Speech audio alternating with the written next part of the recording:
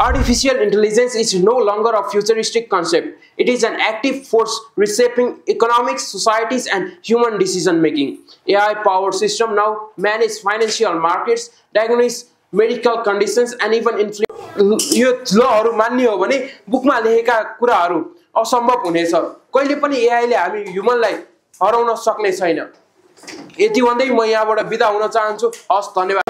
नेताहरु auto प्रमोसनमा जान्छन् अनि जनता प्रोसेसिङमा अड्किन्छ। मानिसले सोधेछ एआई लाई, एआई अनि चुनाव पछि चाहिँ के हुन्छ त यार? एआई ले जवाफ दिएछ, चुनाव पछि सरकार करप्ट मोड अन गर्छ। कक्षा 7 मा पढ्दा करिब 12 वर्ष थिए म।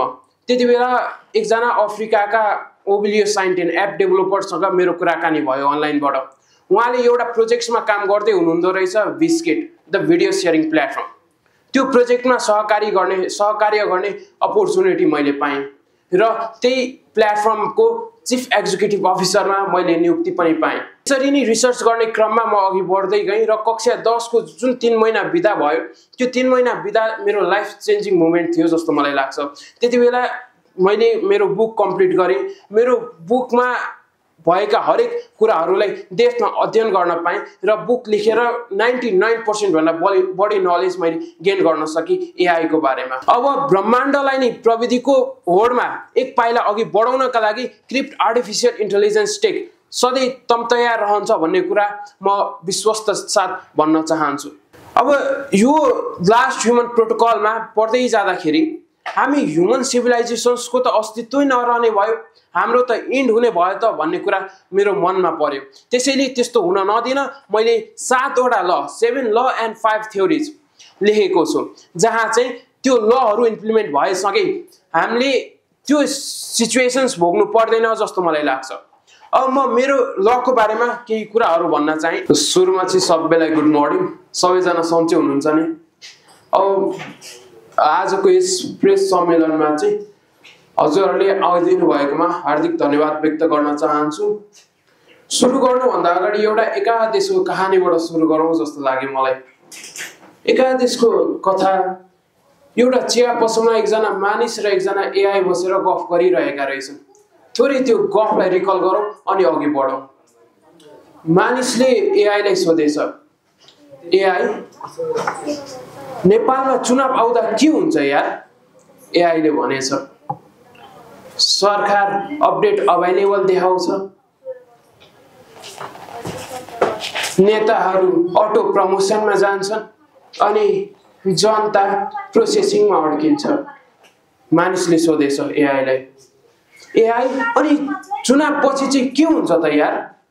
एआईले जवाफ दिएछ, चुनाव पछि सरकार करप्ट मोड अन गर्छ, जनताहरू वेट अन्टिल नेक्स्ट इलेक्सनमा जान्छन् अनि विकास फेरि अन्डर कन्स्ट्रक्सनमा जान्छ। मान्छे अचम्म भएर फेरि सोधेछ, अनि नेपाली जनताले के गर्छन् त यार? एआईले भनेछ,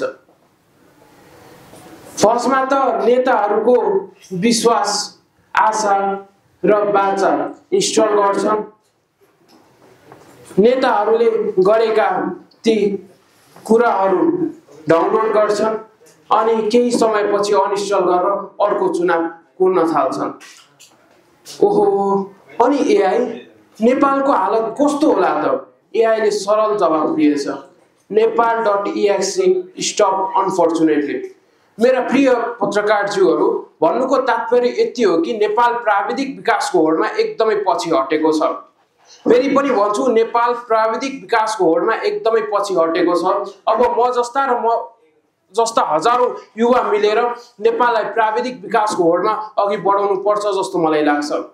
सर्वप्रथम त म Prabesh Dahal, Crypt artificial intelligence Tech Private लिमिटेडको फाउन्डर तथा चीफ एक्जिक्युटिभ अफिसर। कम्पनीको बारेमा मैले थोरै व्याख्या गर्न चाहे। मेरो कम्पनीको नाम क्रिप्ट आर्टिफिशियल इन्टेलिजेन्स टेक रहेको छ। यसलाई फुल फर्ममा भन्नुपर्दा kryptonite robotics intelligence and precision of artificial intelligence technology private limited रहेको छ। हाम्रो कम्पनीले एडभान्स आर्टिफिशियल इन्टेलिजेन्स सिस्टम्सहरू डेभलप गर्ने र एडभान्स लो बजेट रोबो सिस्टम्सहरू पनि डेभलप गर्ने लक्ष्य राखेको छ। सुरुमा त नेपालमा लो बजेटमा कसरी रोबोट निर्माण गर्न सकिन्छ भन्ने कुरामा म लगायत मेरा 50 जना टिमले रिसर्च प्रोसेस अघि सारिसक्नु भएको छ र हरेक नेपालीको घरमा मेरो कम्पनी अर्थात् crypt artificial intelligence tech private लिमिटेडले बनाएको रोबोट हामीले देख्न पाउँछौँ भन्ने हाम्रो इनिसियल प्लानिङ अनुसार हामी अघि बढिरहेका छौँ र एक दिन हाम्रो प्रोजेक्ट सक्सेसफुल भइसकेपछि हरेक नेपालीको घरमा क्रिप्ट एआई टेकले निर्माण गरेको रोबोट हामी देख्न सक्छौँ भन्ने कुरामा म पूर्ण विश्वस्त छु।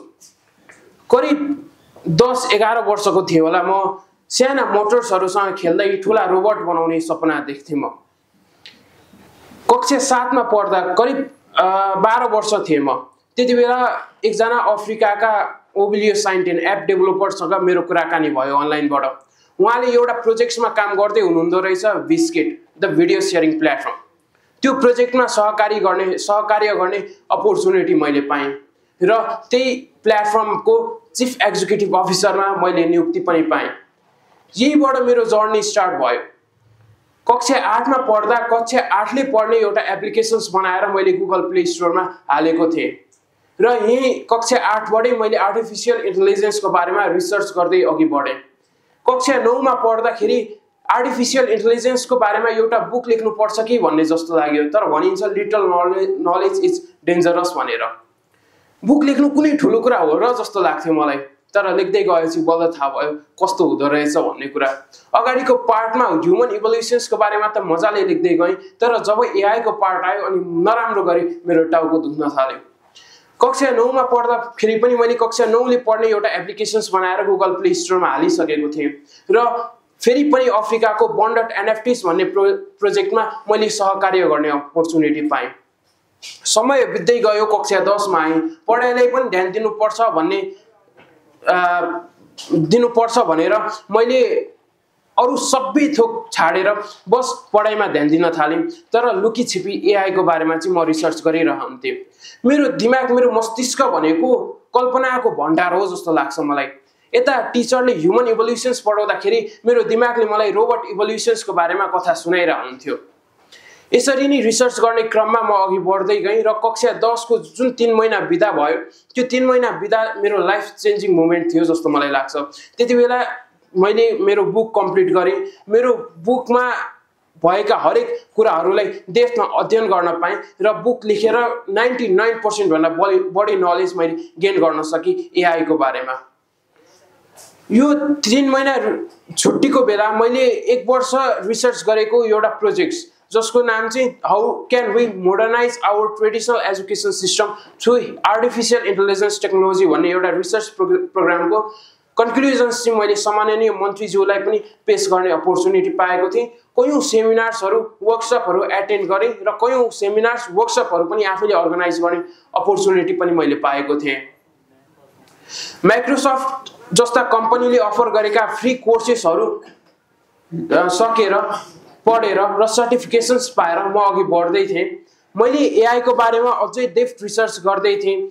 गर्दै के भयो भन्दाखेरि चाहिँ नेपाल त प्रविधिको होडमा एकदमै पछि छ जस्तो मलाई लाग्यो। यही मौकामा मैले dream build IT solutions private limited कम्पनीमा पनि चिफ टेक्नोलोजी अफिसर बन्ने अपर्च्युनिटी पाएको थिएँ। नेपाल प्रविधिको होडमा निकै पछि छ भनेर मलाई लागिसकेपछि अब नेपाललाई अघि बढाउनु पर्छ है भन्ने ख्याल आयो। त्यसपछि के गर्न सकिन्छ भन्दाखेरि आफ्नै एउटा कम्पनी खोलौँ र कम्पनीबाट चाहिँ नेपाललाई विकासको होडमा अघि बढाउँ, प्राविधिक विकासको होडमा जस्तो मलाई लाग्यो। नेपालले पनि केही गर्न सक्छ है भन्ने कुरा विश्व सामु चिनाउन मलाई मन लागेको थियो र यही सोचेर नेपाललाई अघि बढाउनु पर्छ र हरेक नेपालीको घरमा क्रिप्ट एआईले बनाएको रोबोट मैले देख्न पाउनु पर्छ भनेर मैले यो कम्पनी स्थापना गरेको थिएँ। यो कम्पनी स्थापना गरेर अलिक देशमा गएर बुझ्दै जाँदाखेरि त नेपाल मात्रै होइन हजुर, पुरै ब्रह्माण्ड नै प्रविधिको होडमा एकदमै पछि हो कि जस्तो मलाई लाग्यो। त्यही भएर अब ब्रह्माण्डलाई नै प्रविधिको होडमा एक पाइला अघि बढाउनका लागि क्रिप्ट आर्टिफिशियल इन्टेलिजेन्स टेक सधैँ तयार रहन्छ भन्ने कुरा म विश्वस्त साथ भन्न चाहन्छु। अब मेरो बुकको बारेमा कुरा गर्ने भनेदेखि द लास्ट ह्युमन प्रोटोकल, भनिहाली कक्षा 9 मा आर्टिफिशियल इन्टेलिजेन्स को रिसर्च गर्दै गएँ, कक्षा 9 मा बुक लेख्नु पर्छ भनेर ख्याल आयो र कक्षा 10 को 3 महिना बिदासम्ममा मैले बुक कम्प्लिट गरे। प्रुफ रिडिङहरु गरेर सबै कम्प्लिट भएर अब चैत 1 गतेको दिन मेरो बुक सार्वजनिक गर्ने भनेर मैले सोचेको छु र आज त्यही बुकको प्री प्रमोशन्सको लागि आज यहाँ प्रेस सम्मेलन गरिएको हो। बुक लेख्ने क्रममा कयौं कुराहरु थाहा पाउँदै गएँ, सिक्दै गएँ र सिक्ने मौका पाएँ र यो बुकमा ह्युमन सिभिलाइजेसन्स देखि लिएर ह्युमनको इन्डिङ सम्म, इन्डिङ पनि हुन्छ ह्युमनको भनेर लाग्ला, ह्युमनको इन्डिङ सम्म, एआई को इभोल्युसन सम्म, एआई सिस्टम्सको बारेमा, रोबोट्सको बारेमा, रोबोट्सको सोसाइटी कस्तो हुन्छ, रोबोटले चाडपर्व कसरी मनाउँछ, रोबोटको फ्यामिली कस्तो हुन्छ, रोबोटले लुगा लाउँछ कि लाउँदैन, रोबोटको स्किन कस्तो, हरेक कुरालाई डेप्थमा लगेर यहाँ लेखिएको छ यो द लास्ट ह्युमन प्रोटोकलमा। अब यो लास्ट ह्युमन प्रोटोकलमा पढ्दै जाँदाखेरि हामी ह्युमन सिभिलाइजेसन्सको त अस्तित्वै नरहने भयो, हाम्रो त एन्ड हुने भयो त भन्ने कुरा मेरो मनमा पर्यो। त्यसैले त्यस्तो हुन नदिन मैले 7 वटा 7 ल एन्ड 5 थ्योरीज लेखेको छु, जहाँ चाहिँ त्यो लहरु इम्प्लिमेन्ट भएसँगै हामीले त्यो सिचुएसन्स भोग्नु पर्दैन जस्तो मलाई लाग्छ। अब म मेरो लको बारेमा केही कुराहरु भन्न चाहे। यो मेरो ल र थ्योरीको बारेमा मैले रिसर्च गरेर लेखेको एउटा रिसर्च प्रोजेक्ट हो, जुन तपाईले मेरो वेबसाइट praveshdahalofficial.com मा पनि पाउन सक्नुहुन्छ अथवा book.praveshdahalofficial.com मा पीडीएफ मा पाउन सक्नुहुन्छ। मैले यो रिसर्च प्रोजेक्टलाई थोरै वाचन गर्न चाहे। The last human protocol, a framework for AI governance and human evolutions. Introductions, the urgency of AI governance. Why AI governance?